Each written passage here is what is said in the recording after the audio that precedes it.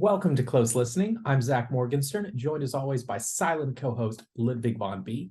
And recently, Willie Nelson was on my mind. So back on my birthday, I received this card that had a cute little pun on it, "Have a Willie great birthday," and had a picture of Willie Nelson on it. Other than that, the card was a bit plain, so I thought maybe I could decorate the background and it could be a nice little thing to go in my room. So it occurred to me, I didn't really know what any Willie Nelson albums looked like. So I looked up some Willie Nelson album covers and, to the best of my ability, drew little interpretations of them on the background of this card. Willie Nelson has been an important name in my musical life for a long time, but again, as a kid who grew up, after the vinyls era and in the second half of the CD era, I wasn't listening to a lot of new albums as they were coming out. Much of what was in my original CD collection, the CDs I got as a kid, were greatest hits. And two of the CDs that had the biggest impact on me it was actually on my brother's birthday when I was 11 years old. My grandmother gave me these greatest hits collections of Johnny Cash and Willie Nelson. And I listened to them again and again. And it was only now, 18 years later, I was thinking, okay, but what were Willie Nelson's individual albums? And one that seems to come out near the top on a bunch of lists is this one, The Redheaded Stranger. This is a copy I got out of the library. They'd lost the insert, so I had to print out my own here. But it only has one song from this Willie Nelson super hits collection, Blue Eyes Crying in the Rain, which was always a fine song, but never a favorite of mine. But that's the thing with Redheaded Stranger. It's not really about the individual songs. It's about putting all these songs together, making a concept album. It's not a weird sort of psychedelic abstract kind of concept album that you might think of. No, it's very simple, stripped down country music. And when I first listened to it, I thought, okay, I kind of like some of this, but it all sounds the same. What's the big deal? So it really was a combined experience of listening and looking closely at the lyrics for this one for me to get the full sense of why it's considered such a Willie Nelson classic. This album opens with a track called Time of the Preacher. Certainly a haunting title, and it's a kind of cryptic song. So it tells of a man's lover cheating on him, but we don't know who this actual preacher is they're talking about. It's a very vague symbol, I guess, standing for moral values, maybe that no one is actually listening to. And then the track ends with the haunting line, "Now the preaching is over and the lesson begun." Track number 2 is called I Couldn't Believe It Was True. This is by a country singer named Eddie Arnold, who's someone who I don't know particularly well, other than I know that he was one of the figures who Elvis tried to model his career off of. But, it's pretty standard country music. I Couldn't Believe It Was True is a fairly light song about not believing a relationship was over. And if you were to listen to the Eddie Arnold version, it's, upbeat, lots of fiddles in the background, sort of pretty standard sounding country music. But when Willie Nelson sings it, following up the Time of the Preacher, and the songs just kind of flow into each other, suddenly the meaning becomes a lot darker. It's not a man figuratively failing to believe that his relationship is over. We see a delusional performance of suffering, desperately knocking at a door. And how dark are those feelings going to go? Well, track number 3 is again Time of the Preacher. See, he repeats that track. So if you're listening to this album casually and you're thinking, okay, this is a bit repetitive, well, exactly it is. And this second version of Time of the Preacher ends with the haunting line, "Now the lesson is over and the killing's begun." Track number 4 is listed as a medley of 2 songs, Blue Rock, Montana, and Redheaded Stranger. So Redheaded Stranger was another song that Eddie Arnold used to sing. Willie Nelson played it on the radio when he was doing some DJing in his younger years. It starts with this song called Blue Rock, Montana, which tells the story of this jaded lover looking around, and he manages to find the woman who's been cheating on him and her boyfriend, and he kills them. And then he sort of mixes in the old Redheaded Stranger song in with them, but he adds some darker lyrics to it.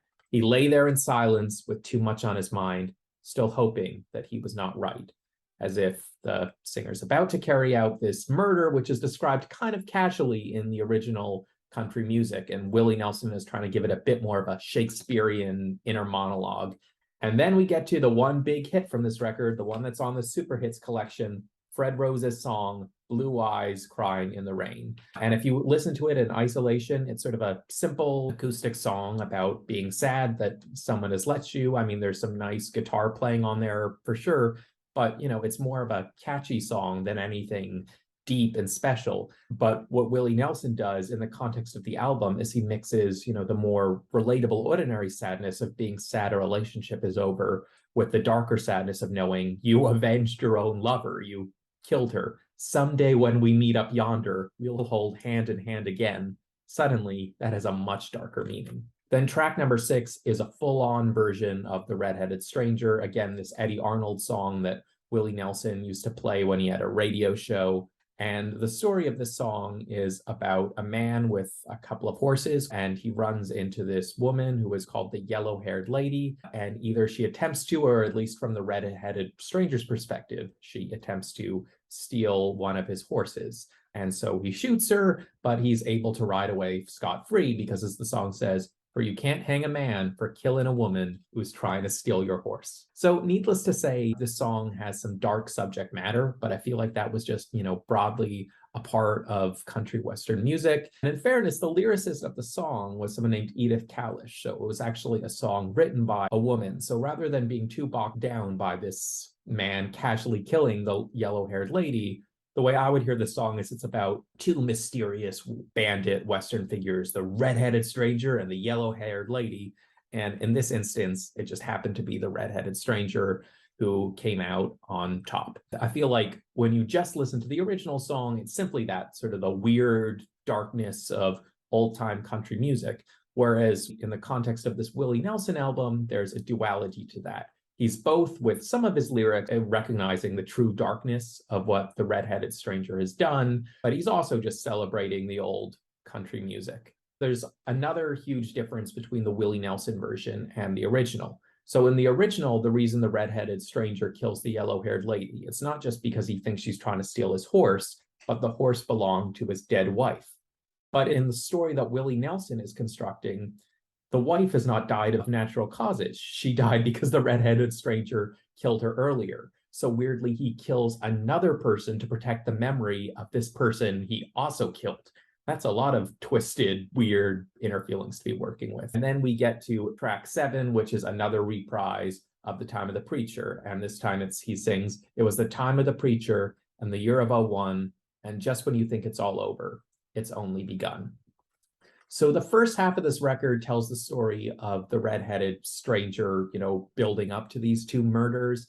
And the second half of the record is him trying to heal himself, trying to be a good, nonviolent person for the rest of his life.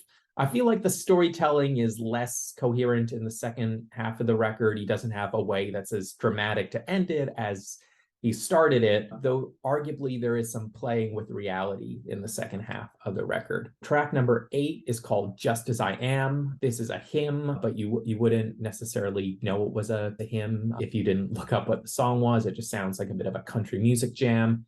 Track number 8 is called Denver. Fairly short song lyrically, where the protagonist sees the bright lights of Denver as if, okay, I'm moving on from the Wild West to this somewhat more modern city, and I'm going to reinvent myself, and seems to fall in love again. Track number 9 is called O'er the Waves. This is an instrumental. It's a famous Mexican waltz, and it's followed by another instrumental piece called Down Yonder. I believe from what I've read, this isn't always performed as an instrumental, but the version on this Willie Nelson album is, and the emphasis here is on the piano. And for those who don't know, Willie Nelson's sister, Bobby Nelson, until her very recent death, played piano on a lot of his songs. So she's the star on this track. And like lots of the songs on this record, it's a song from much earlier in the 20th century. The album comes out, I believe, in 1975. This song dates back to 1921, when it was written by a composer named L. Wolfe Gilbert. Track number 11 finally brings some lyrics back to the record. Again, we're seeing Willie Nelson covering a country song that doesn't necessarily have a super deep meaning in its original context, but does in the context of this dark record. It's Hank Cochran's Can I Sleep in Your Arms Again? There's a line in here that goes, "Don't know why, but the one I love left me." Track number 12 was a real earworm for me. It's by a guy called Scotty Wiseman, and it's called Remember Me. I couldn't decide if this is a song I've heard in a lot of other contexts or it just sounded similar to a bunch of other songs like Red River Valley and Scarborough Fair. I mentioned earlier that I think one possible interesting thing going on the second half of the record is Willie Nelson is playing with reality, whether, the redheaded stranger really did kill these people in the first half of the record, or that was just all dark fantasy, dark ideation. So when I hear Remember Me, it sounds like, he never killed his original girlfriend and he's just bling, maybe one day we'll be together again and you will remember me fondly. And then track number 14 is called Hands on the Wheel. This one to me sounds more like it is accepting the truth of these murders because it's sung in a very pained way. I thought this was another memorable track on the record, but there's still some suggestion in here that it's unclear what is fantasy and what is reality. It sings, I look to the stars, I've tried all the bars, and I've nearly gone 'em it spoke. Now my hand's on the wheel, I've something that's real, and I feel like I'm going home. So in addition to the reference to something being real, the idea of trying all the bars, for me, it takes us back to track 4, where he tracks down his ex-partner in a tavern somewhere and shoots her. So maybe in this version of reality, he just angrily slammed open a bunch of tavern doors, maybe half drunk, and yelled, "Baby, where are you? I'm going to kill you." But, never actually did that and never meant to do that. And finally, the album ends with an instrumental piece called Bandera. So Redheaded Stranger is such an eclectic record because one thinks of the idea of a concept album, one thinks of excess and ambition and maybe the kind of records you spend forever, trying to make perfect or interesting or weird. This was apparently basically just Willie Nelson and his band members, including, again, his sister, Bobby Nelson, and the excellent harmonica player, Mickey Raphael, just jamming live. So on the one hand, if you just listen to this album casually in the background, you might get a little bored with it because a lot of the music sounds the same. And if you're like me and you're not the biggest fan of instrumentals, it kind of drifts more in that direction in the second half of the record. Unlike a lot of records I talk about on this channel, where in some ways I feel like silly overanalyzing them because music is just a bop to, man. In this case, this really is a record meant for close listening. You're supposed to, look at the lyrics, look at where they came from and realized, oh, Willie Nelson is having some fun here and telling an interesting, connected, dark story that's trying to take all this light country music and give it more meaning. I'm Zach Morgenstern. This is Ludwig von B. See you next time.